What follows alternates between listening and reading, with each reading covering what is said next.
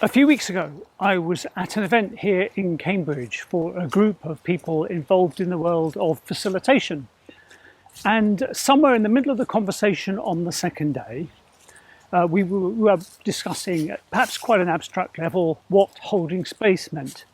And then someone shared a story of when she had been on an underground train that had been stuck for some time in one of those deep tunnels, and everyone was feeling quite claustrophobic.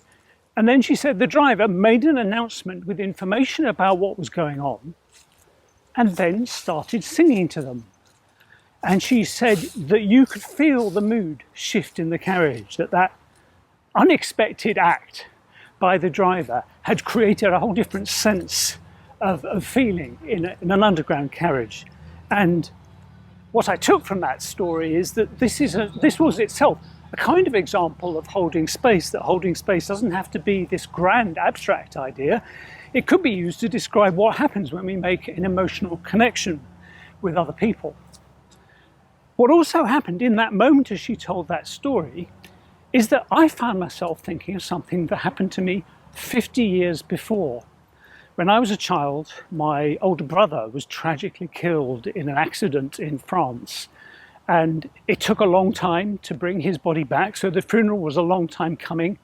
The whole of that period I spent in a state of shock, and I don't remember a lot of the detail of it. But one thing I remember really clearly is getting out of the funeral cortege at the church. And as I stepped out, one of the undertakers just placed his hand on my back near my shoulder. And I felt moved by it and comforted by it. And that memory was activated by the story of the train driver in the tube carriage. And I wondered for a moment, and then I thought, well, I'd share that. I commented on the previous comment and I threw in that story. I think it's slightly characteristic of me. I will usually lean into expressing some personal thing in a conversation. I think it helps keep conversations alive so they don't get too abstract. And when I shared it, I could hear some kind of audible response from people in the room. But I don't know what that was. Perhaps for some of them, they would have been feeling empathy.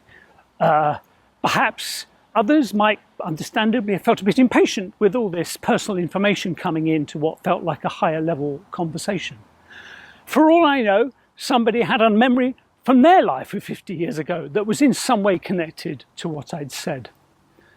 And I'm sharing this because I think this just casts a light on what I think is always going on in person-to-person conversations that we might often miss because we get caught in the general flow of the conversation and we don't notice that we're really quite complex creatures and we connect to each other through emotional memories that can't be controlled or predicted.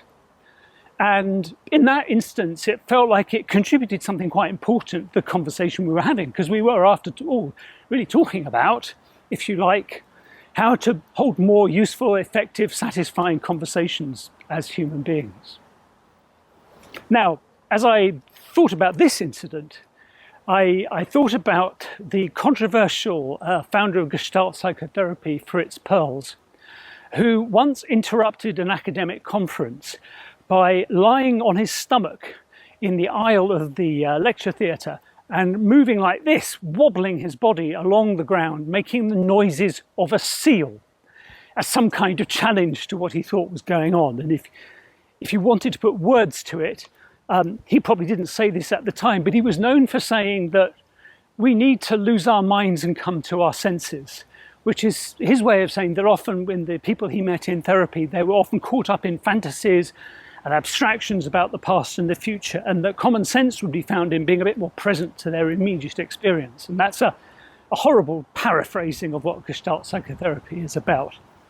But I think about that intervention that he made because I feel so much of, I'm going to use a fancy term, discourse, so much of the conversation that I find going on around me, massively, I think, made worse by AI, is that it's taking place at quite a high level of abstraction. Because by talking in abstractions, by talking, you've got to export the analysis layer to find a strategic something or other, it feels quite important, doesn't it? And people want to reach for the level of the conversation which has the most power and leverage. I think one of the problems with AI is it's allowing anybody to simulate that kind of conversation, and it's quite problematic. I've read some interesting research recently looking at the effect of AI-generated copy in academic papers, and one of the things they found is that AI tends to rewrite stuff at a higher level of abstraction so that it actually becomes harder to understand. It lacks, if you like, the granular detail that real human conversation contains. And there was some work done a few years ago by a guy called John Clippinger, who his terms were high register and low register language. And he said if you use high register language, which is basically language with a lot of technical jargon, you might think that you're being very precise, but you're often actually communicating less effectively than using more ordinary language, more grounded in feelings and emotions, that actually allows people more leeway to understand and more chance to make, I guess, the kind of emotional connection that happened in that academic conversation I mentioned at the start of this.